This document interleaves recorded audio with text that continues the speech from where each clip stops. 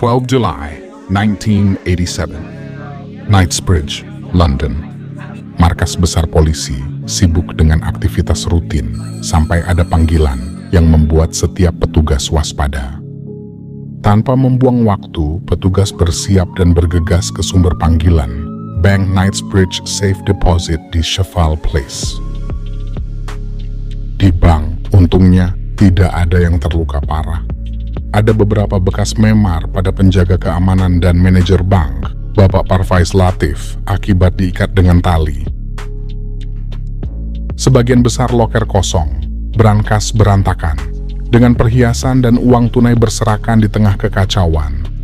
Polisi dengan cepat mulai mengumpulkan bukti dari tempat kejadian kejahatan yang kacau, sambil menanyai 3 saksi kunci yang ada saat perampokan. Bapak Parvez Latif dengan jelas menceritakan kejadian tersebut kepada polisi. Pukul 9 pagi, 2 pria dengan setelan hitam tiba di bank, masing-masing membawa koper. Mereka mengangkat telepon dinding meminta akses dari keamanan ke brankas untuk menyewa loker baru dan menyimpan uang tunai. Setelah panggilan singkat ke manajer Parvez Latif, izin diberikan dan mereka diizinkan masuk. Parvez Latif, seorang warga negara Pakistan dan manajer bank, secara pribadi mengantar pelanggan melalui fasilitas sambil dengan semangat menjelaskan fitur keamanan canggih dari sistem penyimpanan aman mereka. Suasana berubah. Dalam sekejap, kedua pria itu mengeluarkan senjata mereka. Satu mengarahkan tepat ke Parvez Latif dan yang lainnya menargetkan penjaga keamanan yang terkejut. Setelah mengepung penjaga keamanan kedua di konter, para penyusup menyerang dengan presisi. Dalam waktu singkat, ketiganya diikat erat dengan tali tak berdaya dan rentan. Kesadaran yang mengerikan mulai meresap. Mereka sedang dirampok. Setelah menundukkan staf, para penyusup dengan cepat mengizinkan kaki tangan mereka masuk ke bank. Dengan tim yang berkumpul, mereka memulai perampokan yang direncanakan dengan cermat, menargetkan brankas dengan presisi dan urgensi. Mengisi tas mereka hingga penuh, mereka bergerak dengan presisi, menghilang dari tempat kejadian dan menghilang ke dalam bayang-bayang. Sebelum ada yang bisa bereaksi, Parvez Latif duduk membeku. Teror terukir di wajahnya saat dia menceritakan setiap detail mengerikan dari kejadian tersebut. Petugas polisi bertanya mengapa sistem alarm tidak berbunyi, dan mengapa tidak ada kamera di ruang loker untuk mengamankan fasilitas berisiko tinggi seperti itu. Parvez Latif, suaranya tegang dan menjelaskan bahwa kliennya adalah individu berprofil tinggi yang menghargai kerahasiaan mutlak. Tidak ada kamera, tidak ada rekaman dari setoran mereka, dan sistem alarm hanya akan berbunyi dengan tombol di kantornya. Setelah berjam-jam tanpa henti di tempat kejadian, para petugas kembali ke kantor mereka. Wajah-wajah mereka muram namun bertekad. Berdiri di depan kepala mereka, mereka menyampaikan terobosan. Sidik jari berlumuran darah tergores di pintu loker. Mata kepala menyipit menginstruksikan petugas untuk segera menemukan kecocokannya. Tim forensik bekerja tanpa lelah, meneliti setiap detail, namun tidak ada sidik jari yang cocok dengan database lokal mereka. Mengalihkan fokus mereka mengakses database Interpol. Menit berubah menjadi jam hingga akhirnya sidik jari tersebut memiliki kecocokan. Sekarang mereka memiliki jawabannya. Dalang dibalik perampokan 45 juta tahun 1955 akhirnya terungkap.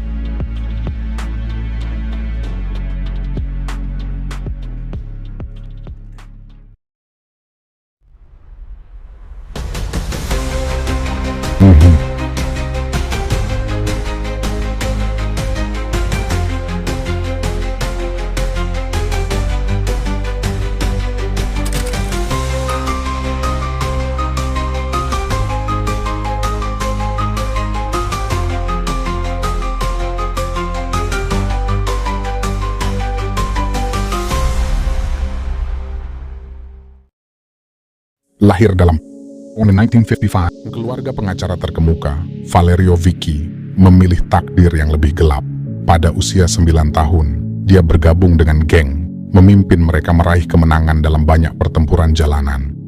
Seorang Remaja jenius dalam kejahatan, dia mulai merampok bank, mendapatkan julukan menakutkan serigala karena kecerdikannya dan skema perampokan yang sempurna. Uang tunai berlebih, aset mewah, dan karismanya yang mempesona menarik banyak wanita ke sisinya, mengangkatnya ke status seperti raja. Hasratnya yang tak terpuaskan untuk sensasi perampokan tidak pernah surut.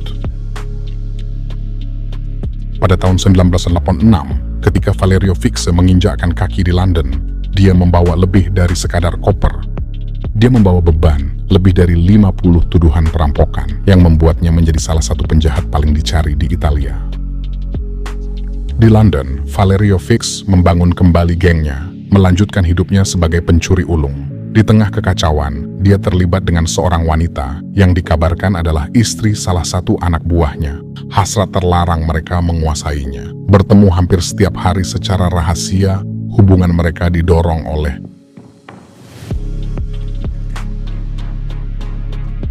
nafsu dengan kekayaan. Memberinya apapun yang dia inginkan, hasratnya hanya tumbuh. Dia mengincar perampokan terbesar. Ambisinya membawanya ke bank penyimpanan aman Knightsbridge dengan jumlah yang mencengangkan 45 juta. Dia melarikan diri ke Amerika Latin. Kata-kata berbisik itu adalah Kolombia.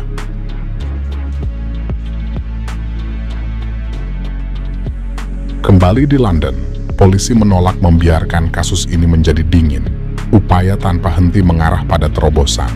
Melacak panggilan dari Valerio Fixe, mengatakan tangan kanannya mengungkapkan kejutan yang mengejutkan.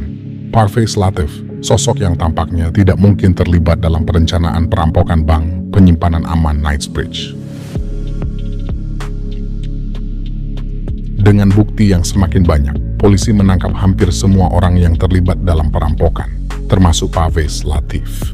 Belakangan terungkap bahwa Valerio Fixe telah memikat Latif ke dalam rencana tersebut, memanfaatkan utangnya yang melumpuhkan. Segi polisi, hanya serigala yang tersisa sekarang tantangan terakhir mereka, mangsa utama mereka. Polisi memperkuat perburuan mereka, putus asa untuk menangkapnya sebelum dia menyerang lagi. Sementara itu, Valerio Fixe menikmati pelukan mewah Kolombia, menikmati kehidupan mewah.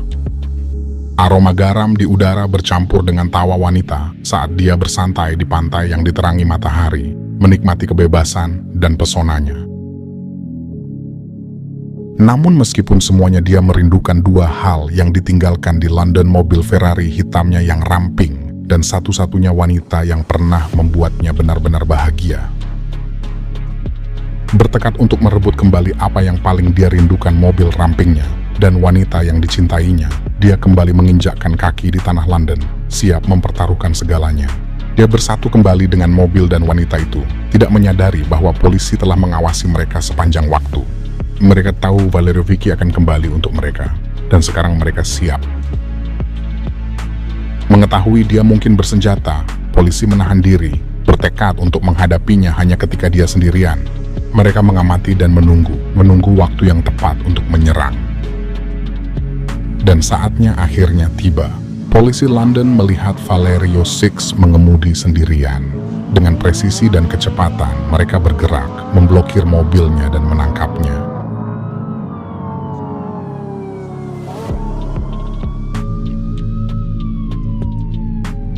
Dengan bukti yang cocok dan sidik jari yang menentukan nasibnya, pengadilan menemukan Valerio Fixe bersalah, menjatuhkan hukuman 22 tahun penjara. Pada tahun 1992, Valerio Fixe dideportasi ke Italia untuk menyelesaikan hukumannya. Dikurung di penjara terbuka di Pescara, dia bisa meninggalkan selnya pada pukul 7.45 pagi setiap hari dan kemudian kembali pada malam hari pukul 10.30 malam. Valerio mempertahankan gaya hidup mewah yang biasa dia jalani, bahkan mengelola perusahaan penerjemahan dari balik jeruji.